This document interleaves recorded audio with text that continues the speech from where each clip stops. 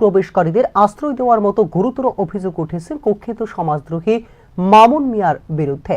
ঘটনাকে কেন্দ্র করে মধুপুর থানার মধ্য পুরাতন এলাকায় সৃষ্টি হয়েছে তীব্র আতঙ্ক। স্থানীয় সূত্রে জানা গেছে, অভিযুক্ত মামুন মিয়া ও তার সহযোগীরা আগ্নেয়াস্ত্র নিয়ে চড়াও হয় এক কৃষকের বাড়িতে।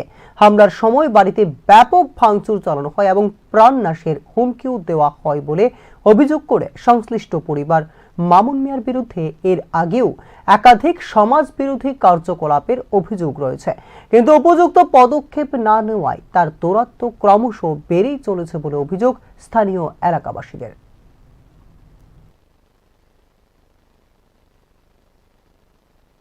গতকাল রাত্রিবেলা প্রায় 11টা সাড়ে 11টা বাজে আমি ভাত খাইতে এমন টাইমে মামুন মিয়ার ছোট ভাই ইসুফ আলী আর আরও বাকি 2-3 জন আসলো। তাদেরকে আমি চিনতে পারি নাই।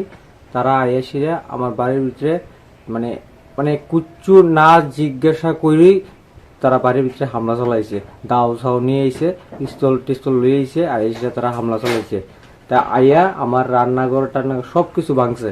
ভাঙে সেটা কইতাছে, হে একথা কইতাছে প্রথম কয়, হিন্দু তুই চলস এইজনের লগে সেইজনের লগে কইয়া শুয়ে মানে ভাঙচুর লাগাইছে। দাও দিয়ে আমার বেড়া সারা সব কুবাইয়া জিনিসপত্র সব ভাঙা সব গুড়া লাইছে। এরপরে আমি না পারতে তার নমুনা দেখে আমি চিল্লা ফালা লাগাইছি। এলাকার মানুষ আইয়া আমারে ইয়া করছে। এলাকার মানুষ অনেকে বাইকে গেছে, তারা 3-4 জন আসলো। এরপরে প্রতিনিয়ত বাংলাদেশের লোকে তার যোগাযোগ আছে, রোহিঙ্গা পাচার করে বাংলাদেশি তুলে।